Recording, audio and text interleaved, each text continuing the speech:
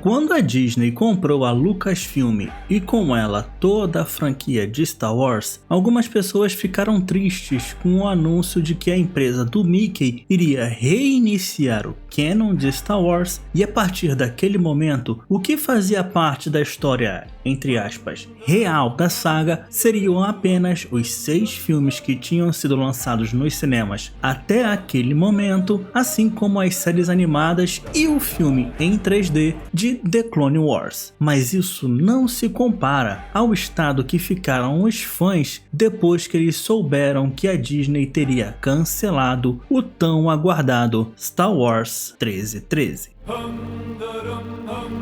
Não é todo jogo que causa uma tamanha comoção a cada notícia, rumor ou imagem divulgada, como foi o caso de Star Wars 1313. E isso não era à toa. Os fãs da franquia não ficavam emocionados pelo simples motivo de que era mais um jogo de Star Wars. O 1313 simbolizava o que poderia vir a ser a próxima leva de jogos da franquia, com um foco ainda maior em novas tecnologias e em cinemáticas ainda mais realistas do que nós tivemos em The Force Unleashed 2. Só que no Star Wars 1313, o jogador não era mais um Jedi que sobreviveu à Ordem 66. Agora, o protagonista usava armas ao invés de um sabre de luz. Então sim, os fãs de Star Wars que também gostam de jogos da franquia ficaram muito arrasados com o cancelamento desse jogo. Eu, por sinal, também fiquei muito triste com isso, até que chegou o dia de hoje, onde você verá a maior investigação que já existiu no jornalismo brasileiro sobre o que era de verdade Star Wars 1313. Essa é uma tragédia, é uma história que a Disney não quer que você saiba. A primeira vez que o jogo foi mostrado causando um enorme alvoroço foi na E3 de 2012, o mesmo evento que nos apresentou The Last of Us. E desde então, ele já prometia ter uma história menos cômica para focar em um público mais maduro, muito mais do que Force Unleashed e Republic Commando. Star Wars 1313 seria o primeiro jogo da franquia que seria classificado para maiores de 17 anos. Só para vocês terem uma ideia, Jedi Fallen Order e Jedi Survivor são classificados para maiores de 13 anos nos Estados Unidos. Star Wars 1313 se passaria no planeta de Coruscant, que nós vimos pela primeira vez nas telonas nos filmes da trilogia prequel. Esse planeta é tão vasto, tão querido, e existem diferentes níveis onde os habitantes e visitantes poderiam ir. O nosso protagonista, na maior parte do tempo, iria explorar o nível 1313, ou para ficar mais claro, o andar 1313 do planeta de Coruscant. Os fãs mais hardcore de Star Wars conhecem muito bem esse nível como um lugar onde a criminalidade toma conta com bastante tranquilidade. Nós seríamos um caçador de recompensa onde exploraríamos esse lugar minuciosamente, descobrindo sobre as guerras entre as gangues de criminosos e afins. Tudo isso aí vinha com gameplay que se misturava bastante com franquias muito conhecidas como Uncharted e Gears of War. Star Wars 1313 seria o primeiro e único jogo da franquia onde você teria que avançar os mapas procurando ficar em cover e matar os inimigos aos poucos, exatamente como em Gears. Tudo isso sempre pareceu muito interessante para todos os fãs de Star Wars, mas não era o bastante para uma pessoa que nunca ficava feliz com o que tinha em mãos. Essa mesma pessoa que cismava em fazer alterações no jogo. Obviamente, eu estou falando de George Lucas. Ao longo dos anos, Star Wars 1313 sofreu modificações. Em dado momento, ele já foi um jogo de mundo aberto na pegada de Grand Theft Auto com elementos de RPG, o que o transformaria muito mais em Knights of the Old Republic, mas também já foi Star Wars Underworld, um jogo que era conectado diretamente com a série de TV de mesmo nome, que seria sobre caçadores de recompensa. George Lucas nunca conseguiu tirar essa série do papel, mas ela provavelmente serviu como um embrião para The Mandalorian, que hoje está no Disney Plus e fazendo muito sucesso. Em dado momento, os desenvolvedores de Star Wars Underworld perceberam que o jogo era extremamente genérico e decidiram recomeçar a produção. O novo jogo ainda se passaria em Coruscant, mas teria uma pegada de Uncharted e Gears of War. Agora sim, esse jogo se parecia muito mais com o único trailer que nós vimos de Star Wars 1313.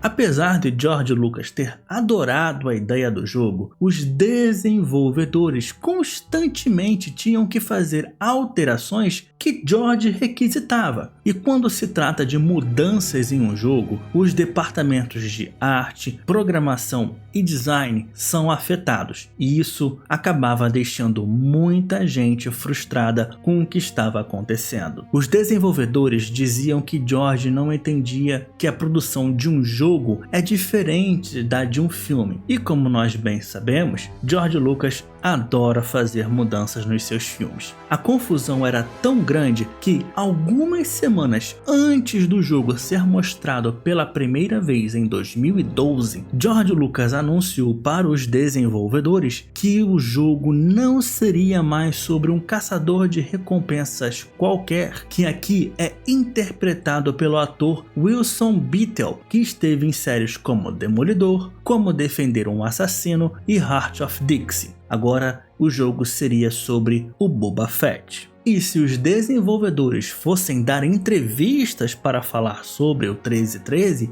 eles não poderiam dizer que o protagonista, na verdade, não era mais aquele ali que nós estávamos vendo, e sim o famoso caçador de recompensa Boba Fett.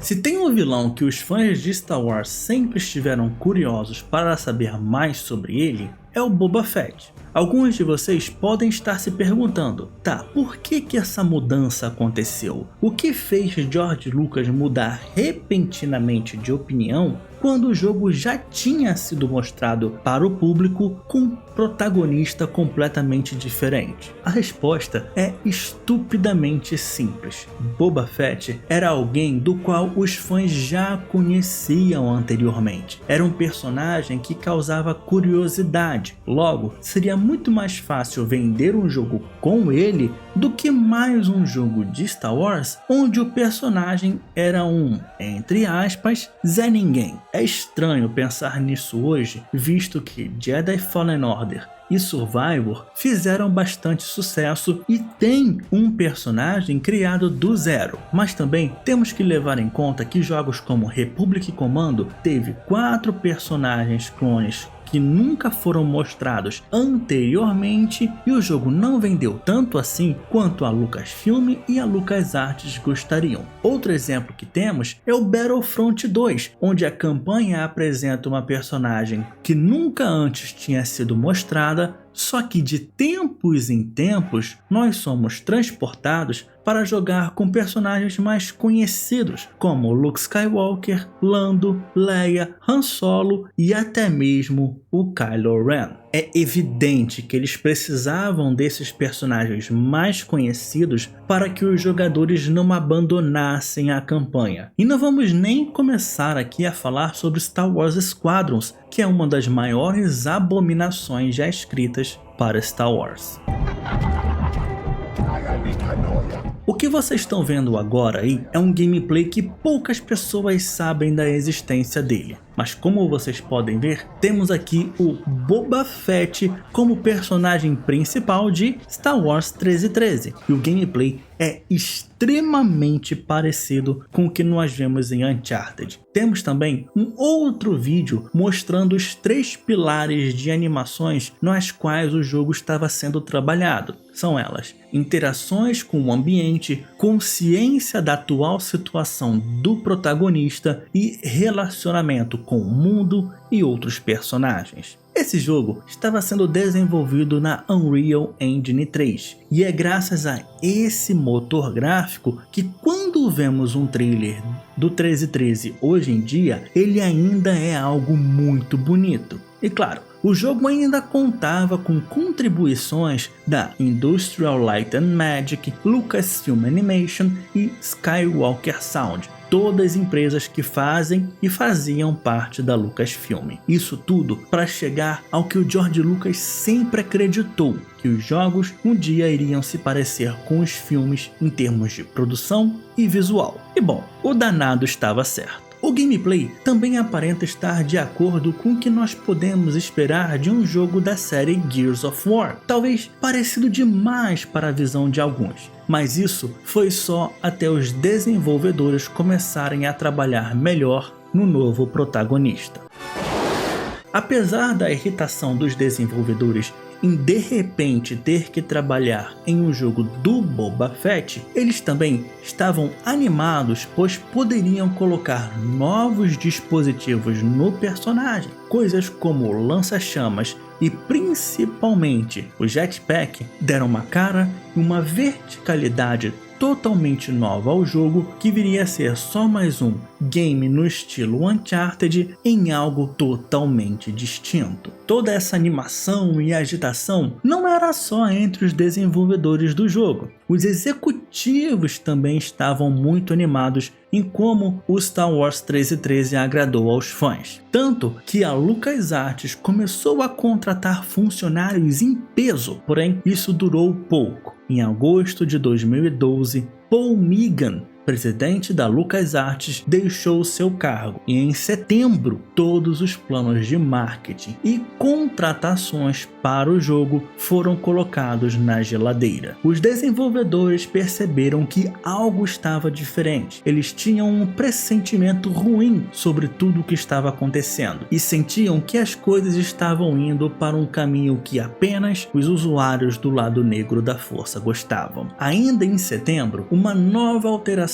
chegou dos executivos para os desenvolvedores. Agora, o que era um jogo do Boba Fett explorando o obscuro nível 1313 de Coruscant passou a ser mais um jogo da Era das Guerras Clônicas. O que, se a gente pensar hoje, não é algo tão negativo assim, mas lá no início dos anos 2010, isso já era algo muito batido. Naquele momento, tínhamos muitos jogos já sendo lançados e que se passavam nessa mesma era. Setembro era também um dos últimos meses de quase todos os funcionários da LucasArts. Isso porque em outubro do mesmo ano, a Disney compra a Lucasfilm e em abril de 2013, Star Wars 1313 é cancelado, com a LucasArts fechando as suas portas.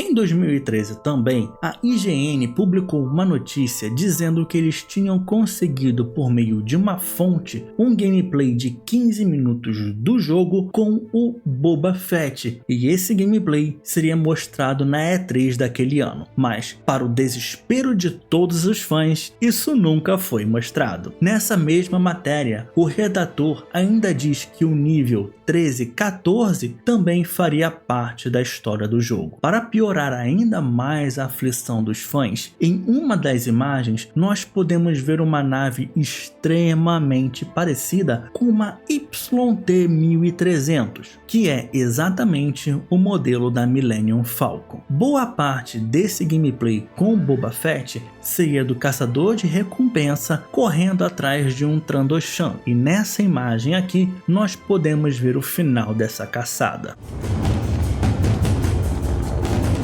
Eu não consigo imaginar que esse jogo fracassaria em vendas e críticas. Ele era parecido com Uncharted e Gears, mas diferente destes dois jogos, o 1313 já tinha uma base de fãs que vieram de Star Wars. Ele não precisaria criar um marketing do zero e, além disso, não estaria fechado apenas em uma só plataforma. Ele seria lançado para todos os lugares capazes de rodar o jogo. Star Wars 1313 poderia vir a ser o maior caça-níquel que George Lucas já teve em toda a sua vida como dono da franquia Star Wars, mas a sua falta de foco atrapalhou, e com isso o jogo nunca chegou a ser algo além de uma das produções mais aguardadas dos fãs de Star Wars. Por outro lado, de casa nova, a Lucasfilm, que sabia que tinha um baú cheio de tesouro pronto para ser aberto, até tentou achar outros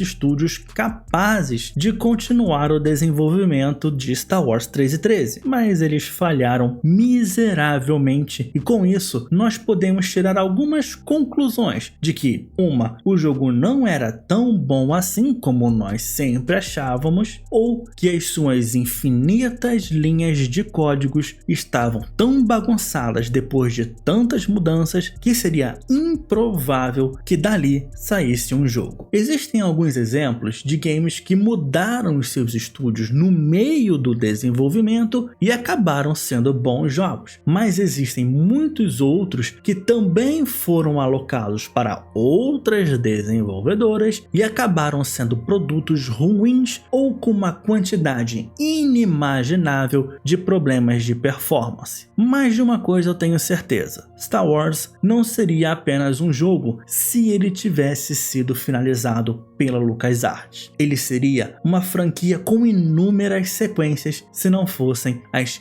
indecisões de George Lucas. Mas essa é só a minha visão de fora, porque alguns desenvolvedores que realmente trabalharam no jogo dizem que a maior parte dos problemas foram causados pelas 3 mudanças de presidente da LucasArts no curto período de 2008 até 2012. E isso, por sua vez, foi culpa especialmente de Micheline Chao, que na época era presidente da Lucasfilm. Segundo eles, Micheline não dava oportunidade para que os desenvolvedores tivessem uma conversa aberta com George Lucas sobre como o jogo deveria ser feito. Esses desenvolvedores dizem que chegava ao ridículo dela ensaiar com eles o que seria dito sobre o jogo e em que momento eles poderiam ou não falar nas reuniões com George Lucas. A insanidade na LucasArts era tão grande que aquela ideia lá do Star Wars baseado em GTA misturado com KOTOR durou apenas 2 meses. E quando Clint Hocking, designer de Far Cry 2, entrou para a LucasArts, ele gastou 1 ano e meio fazendo um jogo de mundo aberto. Só que ele nunca recebeu os recursos necessários para continuar desenvolvendo esse jogo e saiu da empresa antes da compra da Disney. É quase